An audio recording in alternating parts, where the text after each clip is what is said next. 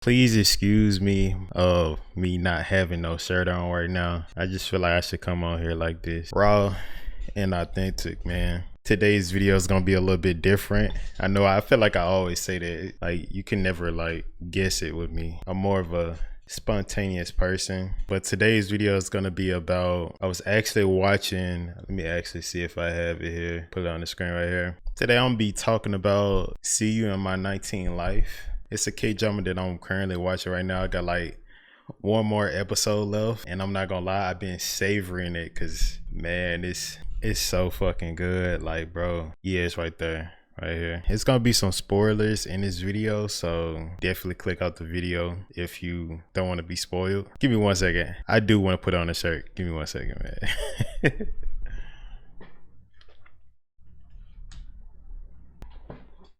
All right, I feel like that's a little bit better. I only got one more episode left, and I've been actually savoring this so much because it's so freaking good. So obviously you know what it's about, but if you don't know and you don't care about spoilers, it's basically about this woman, and her name is Ban Jin. She ended up remembering her past lives. By the way, she's a really good actor. Like, she is so good. Like, she played in I'm actually gonna go through some of her work. I seen her in Mr. Queen and Welcome to Sandali. I think I said that right. I'm sorry. I actually got to check out some more of her work, but them the only two I seen her playing, and she is really good. I'm not gonna lie. Yeah, but so she ended up remember her past lives and stuff like that, and she got like a lot of good memories and a lot of traumatic experiences as well. Like a lot of people passings, like a lot of her loved ones passing and stuff like that, and just traumatic experiences, and she like carries that over into the next life, and it's kind of almost like a blessing and a curse at the same time. So she goes through like each one of these lives, and she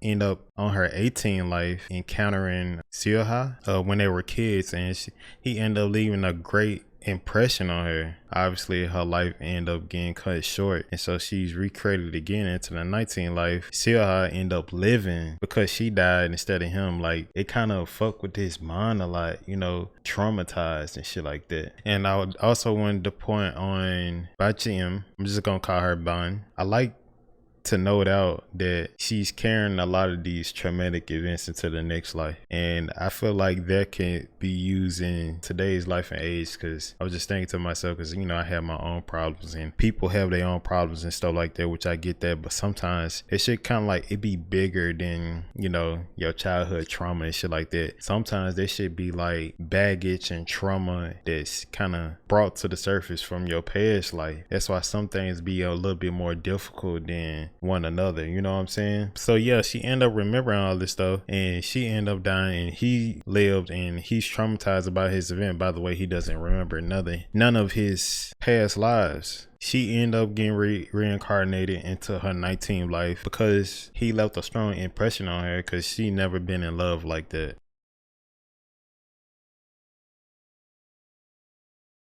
This next life that she lives, which is her 19th life, like her whole mission, like her sole mission is to find her partner and reconnect with him again. But obviously he don't have no recollection of anything dealing with past lives. Hell, he don't even believe that shit. And so he's so stuck living in the past, like, you know, that trauma and shit like that. And this is a great example of like being a man, you know what I'm saying? Like, it's like he's still stuck in time, but time is still moving on, you know what I'm saying? He wants to move on, he wants to do that. It's almost like he isn't allowed to. It's like he know what he needs to do, he know, you know, on the steps to overcome that shit, but some things you just gotta let it take its course, man, because like you can know all the step-by-steps and logical information, but some things it's like you need that one key. He can't move on. You could be at, like, you know, this is a lot of stuff that's going through my head when I'm watching this, and it's like you could be, because I've been in moments in my life where certain traumatic events and stuff like that, you could be right there like 99%, but if you don't have that 1%, there's no way you can move on. Because like,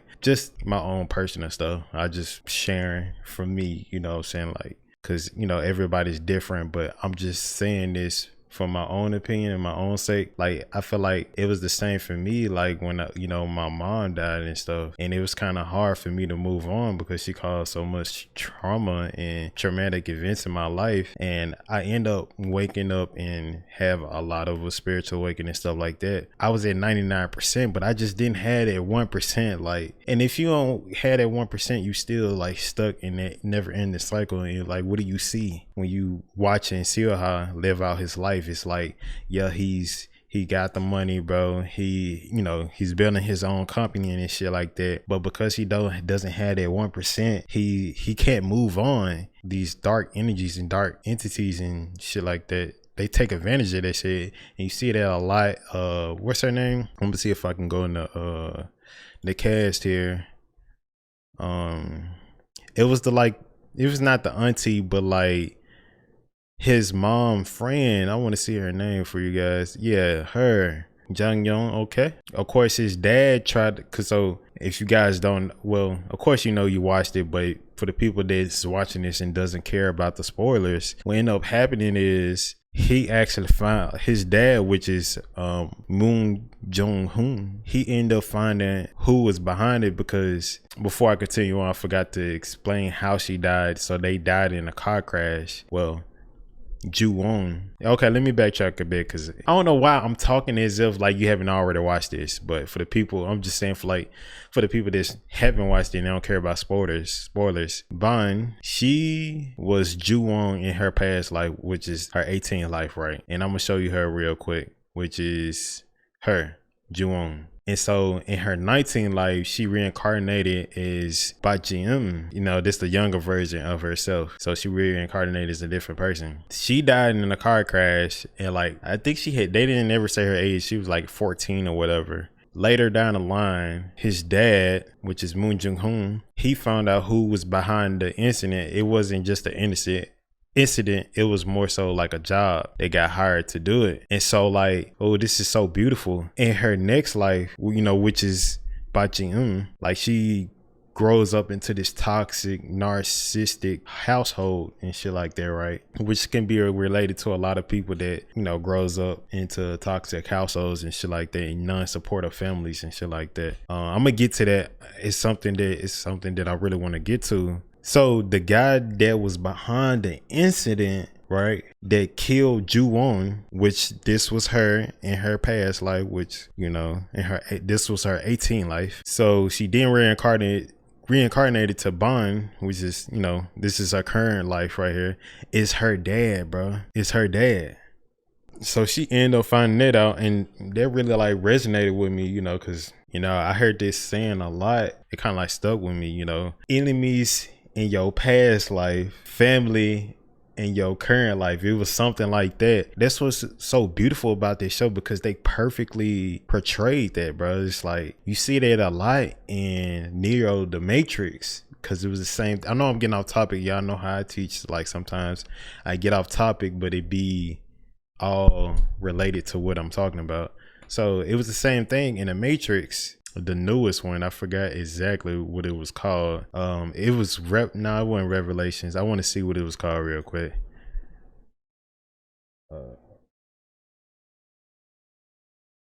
Yeah, the Matrix Resurrections. It was the same thing with that, when Trinity ended up being put into a new family, but that whole family was to keep her in the Matrix, if that makes sense. I just kind of wanted to bring that up. You don't have to know the Matrix to understand what I'm talking about. I kind of just wanted to bring that point up. I like that it's portrayed similarly in, you know, K-dramas and Korean shows. So Silha, main character, he was living out his life, you know, but like I said, like I was just saying, he needed his 1% to move on. So like this man is like, they never did say his age. If they did, I think I missed it, but I don't think they ever told us his age. It's like 34 or some shit like that, and he's still stuck from when he was like 12, 10 type shit, like that traumatic event, you know, happened. The whole time it's been kept a secret from him. This secret is this 1% that he needed to move past the situation, because his father was trying to keep it a secret to protect him. That was the dairy thing that was causing so much trauma for him, because it's this dairy information that he needs for himself to move on,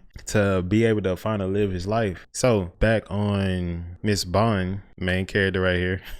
This is her adult version. Oh, I'm so sorry, y'all cannot see that. So yeah, this her right here. My camera's actually in the way, but this is the older version of her, and this is the younger version of her. So her whole life, she dedicating her life to find Silha, which is the male lead. You know, as a little kid, she's trying to like interact with him, but she was like who the hell is this little kid? But like, you know, he don't know that there's Ju-won, you know, in that body. So she grows up, she find a job where she's able to work in the same vicinity as him. Like they both work in the same company. He's like the chairman's son. They finally end up making contact. She comes on a bit strong, and he's like, bro, this girl is weird, bro. like what's her problem? Like, why is she so obsessed with me and stuff like that? So long story short, she end up growing on him. It takes a while. Like she's like literally like baby stepping him across the whole process, kind of like dropping little gems right there. Like what she'll do, she'll drop a gem right there and wait for him to take it. And then once he take it, she'll drop another one. She'll wait and he'll take it. She's like breastfeeding him all the way up into this climax to where she's able to confess like who she really is, bro. But before she was able to confess to him, like she ended up, because she wasn't careful enough, she ended up kind of like revealing who she truly were to her sister in her past life. Like Ju-won's sister is her, Yu-chon. Like this is us. Yeah, y'all can see that. That's her sister right there. She like, how do you know this? You know, like, how do you know this? Like, this kind of like, just off topic a little bit, it kind of like makes me think about like, wow, like for the people out there that do know their past life, like what if it's like people out there that like know exactly what went on in their past life, and like they checking up on you, or it cannot even be perceived about that. It could be maybe be like your ancestor and spirit guides and stuff like that visiting you, you know what I'm saying, and you not even knowing it. It's just like, I don't know, I just think it's a really cool concept to like really like break down and dissect. I literally geek out over this shit. Like this is my first time making a video like this, because I kind of like do this a lot with myself, because I just find it very interesting and intriguing, and it really makes my brain tick, and there's so many theories that how this can be perceived. So back on the main topic, she end up confessing who she really was to the main lead, which is Moon Siha. Of course, like I said, she was breadcrumbing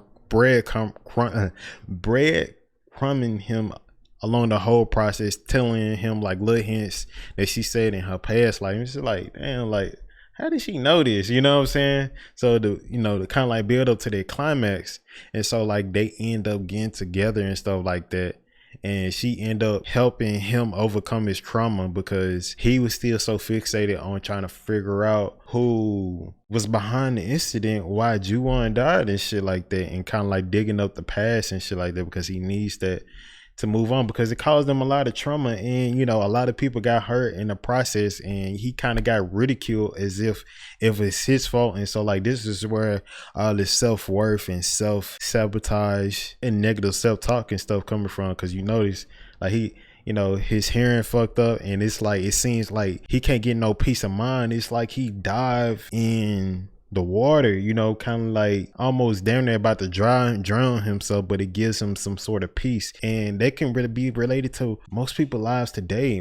Well, I'm gonna speak for myself, I can't really speak for other people, but you know, life sometimes gets so fucking hard. Sometimes you just need something to really like grasp the situation in a way to, you know, cope inside this overwhelming void. you know, if that makes any sense. And he feels that shit deeply within his heart. Really like how they attack this, because as you notice, every time he try to dig up the past, it's like more and more bullshit happens. Like more and fucking bullshit try to keep him stuck, because if they keep him stuck, then he gonna be forever being this sorrowful energy. Sorrowful, hopefully, is that the fucking word? Sorrowful, depressed type of energy, and not becoming who he was truly always meant to be, and becoming whole within his heart, and hopefully be able to pass that on to somebody else that's going through the same cycle and advice and shit. And that can be related to every time that you about to make a breakthrough, every time that you about to get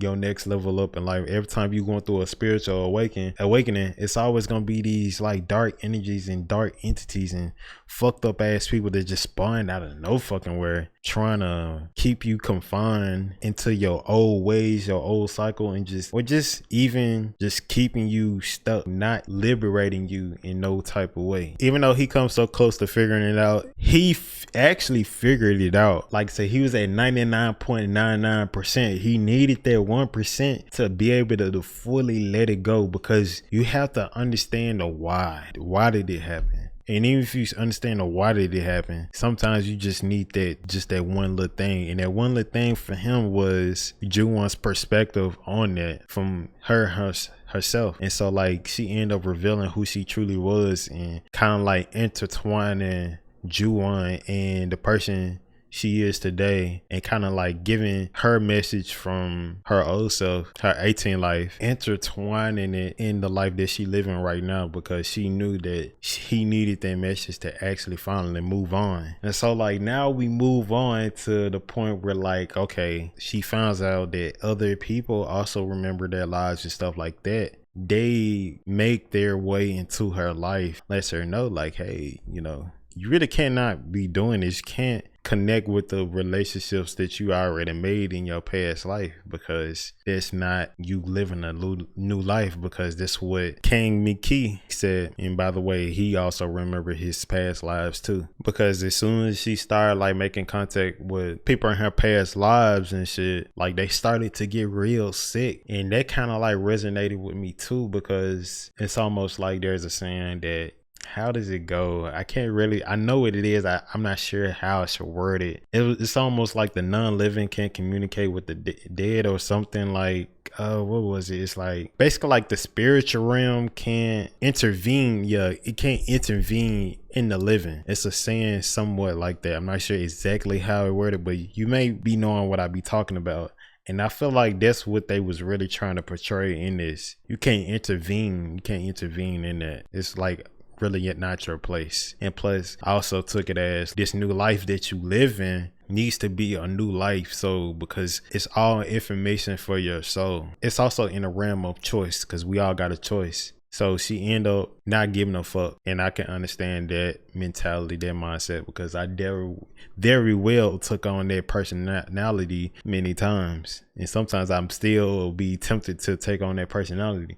So she ended up saying fuck it. Bad things starting to happen to people that she was starting to care about. Came McKee, he was like, hey, you know, if you really want to save her, like, hey, this is what you got to do. You got to go remember your past life so you can let go of this shit. That's basically what he was saying, so you can let go of it and stop remembering. I took it like when he said stop remembering your past lives, like stop hanging on to the trauma and shit that was done in the past, so you can finally start living your life and actually free your soul. And so she starts to go remember her past life, which is really traumatic for her. And as you see, she started seeing like, damn, like she wasn't able to make out everything that was going on, but all she saw that one of her closest siblings had got killed. What's so crazy about this is that she was her sister in her past life, in her first life.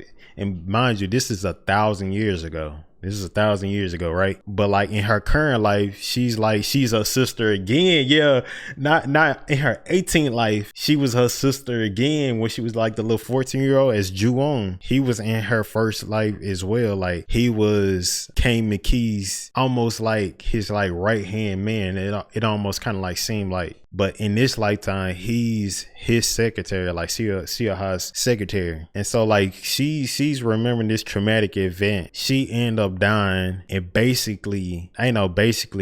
Kane McKee end up killing her in her first life. And you probably thinking like, damn, how could she really trust this nigga? Like, how can he, you know what I'm saying? But we gonna get to that. Actually, I haven't finished because I'm about to watch the last episode, because I haven't watched the last episode yet, because I kind of wanted to get my thoughts right now, and I wanted to kind of like make a video on like being really immersed in what I'm feeling right now, and because I didn't want to wait and not say everything that I wanted to say right now, everything that I'm thinking. Back on topic, she was still trying to overcome this shit, because she remembered in her first life that she ended up getting murdered. So she has these bells. I'm sorry if I'm going back and forth. I'm trying to make it make sense. It makes sense, but I'm kind of like, I'm just so excited. I'm going all over the place. So in her current life, it's these bells that kind of like triggers her a lot. And 1,000 years ago, it was these same bells caused all of this trauma almost. It was kind of like an important factor. And so like, I'm gonna touch back on that. So just kind of like stay with me a little bit. You know, back in her current life, Kane McKee, because he's trying to tell her on how to remember her first life, right?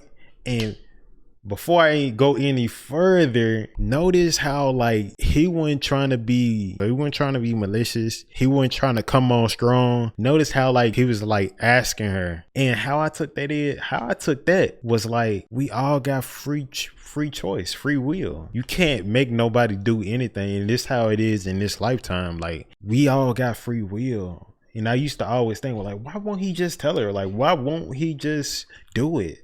Like, why won't he just like damn near force her? Like, bro, like she'll be good. Just go ahead and do this. It's like, everybody got free will. Like, for it to really resonate deep within your soul, you have to be okay with it. You have to choose it for yourself, because only then will it really resonated with you the most, like deep within your soul. That's what, like, cause she was getting mad because she ended up finding out, you know, she almost find out what really happened. Like, she remembers most of it, but not all of it. But she ended up finding out, and she was like, why you ain't just tell me? And he was like, Kane McKee, he was like, he was just saying, yeah, I could have just told you, but that's something that you got to find out for yourself. And so in other words, it's like, that ain't his place. That ain't his place to tell you that shit. That, like, you gotta go dig that up for yourself, because it's just not his place. It's not his place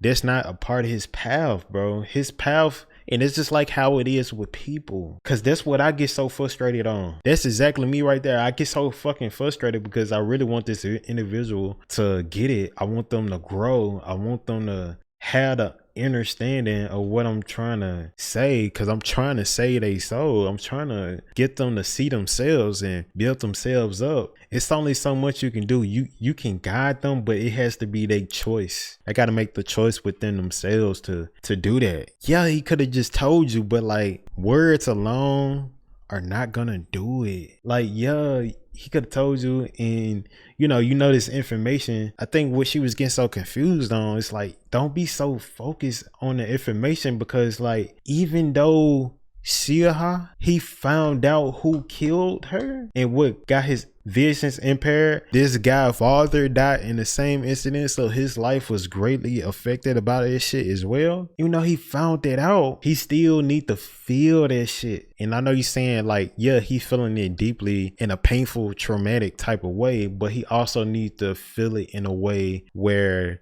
the words of liberation also matches with how he feel at the same time, because it's certain words and phrases, it's kind of hard to explain, that kind of needs to resonate with your feeling of liberation to be able to free yourself from that trauma. I'm so sorry if none of this shit makes sense, but I'm just trying to like let you inside my mind on how I really just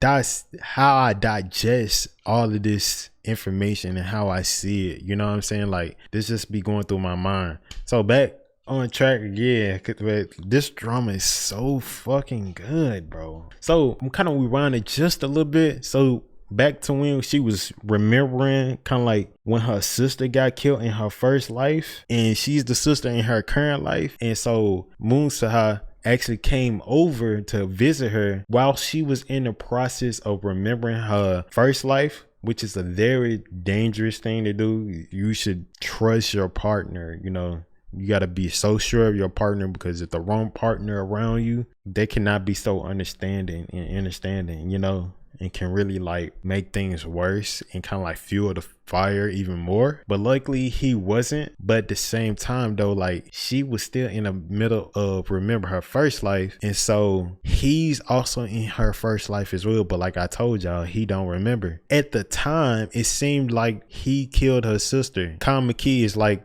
the king, you know, back in that first life. So he's the king in her first life, and he's like more so like a knight type of guy. He was like the knight, like one of his henchmen almost. He had the sword, and it seemed like, because she didn't know the whole story yet, it seemed like he had killed her. And so like when he came over now this is in her current life, because you know right now she's like dreaming it.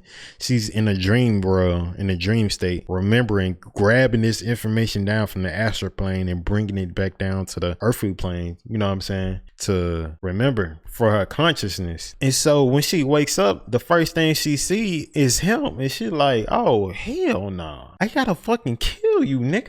I gotta kill you. You killed my sister. But like in this current life, like, stay with me, he had nothing to do with that shit. Like he's a good fucking person. Yeah, he going through trauma and shit like that, but he's a good person. He didn't do nothing wrong in this lifetime. You know what I'm saying? Nothing wrong at all. Like they, in fact, they both in love, very much so in love. Like she's just waking up out of her dream world, you know, from the astral plane, and remembering her first life. And so she instantly gets up and started choking this man, like really choking him. And that can be perceived as my situation, what I literally went through two times, fool. Basically that could be perceived as her lower self literally took over her body, bro. Her lower self, because you got a higher self and then you got a lower self. You know, you got to keep both of them in balance, because if not, that lower self can take over. And so her lower self took over. She was like,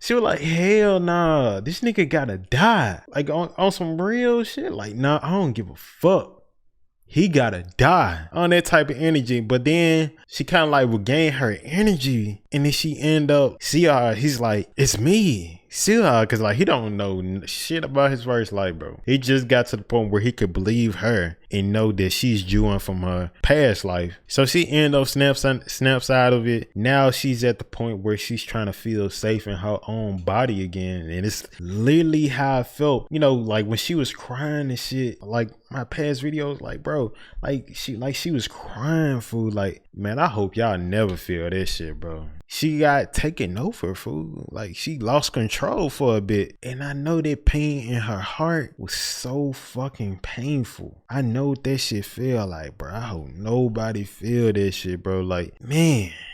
Anyway, yeah, she ended up feeling that shit. She was trying to feel safe in her own body again, because she was like, man, you, no offense to you, but you just gotta go, because she just needed time to process everything and process what she just did, you know, process what she just did. And so like, this the last thing, and then I'm gonna get off here, guys, and finish up this last episode, was the fact that they're in love in this lifetime. The fact that they are loved and once enemies in her first life.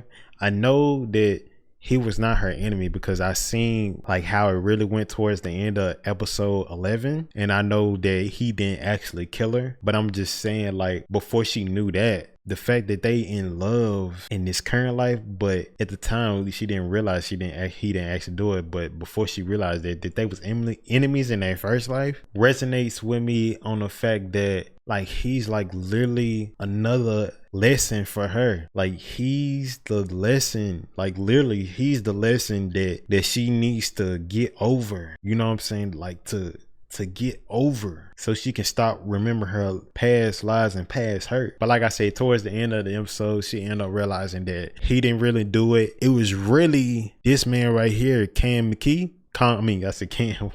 What? I'm so sorry. I'm working on my Korean. I haven't studied Korean in like a month. That's pretty sad. I gotta get back on my Korean. My favorite word is yapada. Yapada. Kamaki, which is the king, he actually killed her. And he almost tried to kill her. And so she finds this out, and like towards the end of the episode, she like, hell no. How I'm portraying all this towards the end of the episode is like, let me backtrack just a little bit. In the first life, she ended up killing him, trying to kill Kamaki. And they could have easily been killed her, but like he stopped the other henchman and the king, which is Kamaki, from killing her quickly, cause like she stabbed him right in the heart, and he was like, "Would your sister want this? Would your sister want you to kill the king? Like, would she want that?" And then he was telling her, for this was so beautiful about this shit. He was telling her, "Don't pay back blood with blood." In other words, let me break that shit down. In other words, he trying to save our ass from bad karma, bro. Cause yeah, he did that shit. He did that shit, right? Bad enough. As fucked up as that was. And I probably would be in the same mindset as her. Like, man, fuck it. I don't give a fuck. That nigga got die. I don't give a fuck what the fuck. As long as I see that motherfucker dead, that's all that matters. But he was like, nah, don't do that. Cause he was trying to save her from bad karma, because all this shit gonna get done back onto her if she go around doing that shit. You see what I'm saying? He gonna get his. Don't fall into that trap. And you notice this because the current life that he's living, he said that he's living his 23rd life. 1,000 years has been passed, and she's been granted the opportunity to finally like given a chance to be able to forget her past life and move on from these 19 traumatic experiences that she had to endure over these 1,000 years, that she's been actually given the opportunity to be able to liberate herself from that. But he hasn't been given that opportunity yet. You know why? Karma. Bad karma. I think that's the deeper meaning behind, like one of the deeper meanings behind all this. I would love to hear y'all theories and concepts in the comment section, because I don't know if you could tell, but I really geek out over this shit. I really do. Like I just feel like I'm more than just my body, bro. Like I'm more than just my personality. I'm more than just, sometimes I stutter my words, or I slur this, I slur that, or I'm just more than that, you know. And her existence itself, another thing, her existence itself, like, yeah, she got this name because her name is Bachi M in this life, Juwon in her last life. And she was also like, she was Arabic at one time, she was a white person at one time. You know, she been very different men of life forms, but it's like the energy, the soul is always the same, you know. Like she's more beautiful on the inside, bro. Like, and this is why I low-key fuck this nigga, because like he don't really give a fuck, bro. Like he just like her for her existence, bro. Like he don't care what name that she's going by. Like, you know what I'm saying? Like just beautiful shit like that, bro. Like see me for who I'm truly am, just because of what I look like in my flesh. And you know what I'm saying? Like I'm more than that. Like yeah, I might look a certain way on the outside, but I'm beautiful on the inside. I just like how he's patient enough. This another thing that's so beautiful about this is like he takes the time out to, he was patient enough to really like allow her to help him and express the person that she truly was, you know. Because you know, people these days, they don't give a fuck, bro. They just don't have the patience at all, you know. They don't got the patience to allow you to be you, allow you the time that you need to work through what you need to work through. Because just because you look a certain way now, that doesn't mean you're gonna be like that tomorrow. But yeah, I think that's really all I had to say. Hopefully I said this in a way that could be understood. If not, well, I'm sorry, it just might not be for you. Just click off my channel. I just honestly made this shit because at least I can talk to myself, you know, even though I already do that, but it just feels nice that at least I understand me. I think that's really all that matters, man. I just think stuff like this, like K-dramas, man, they fucking get it.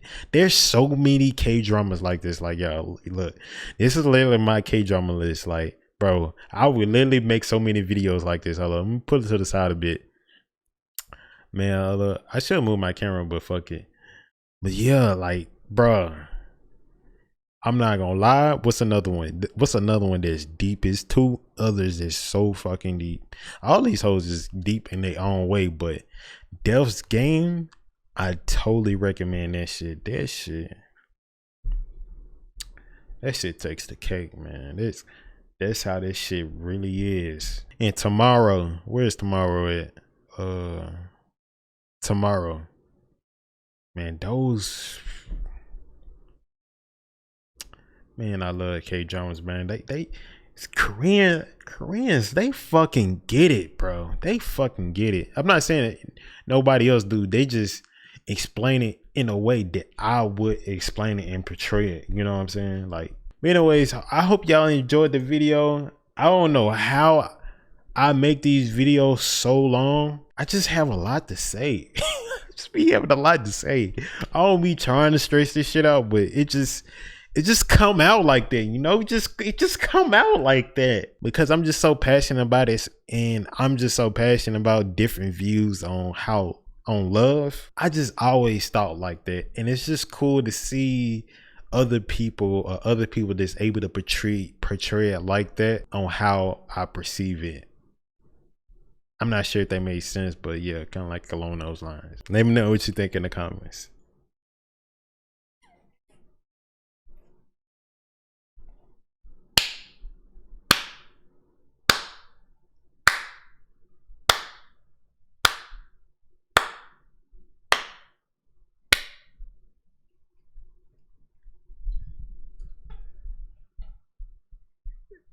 I just finished the last episode.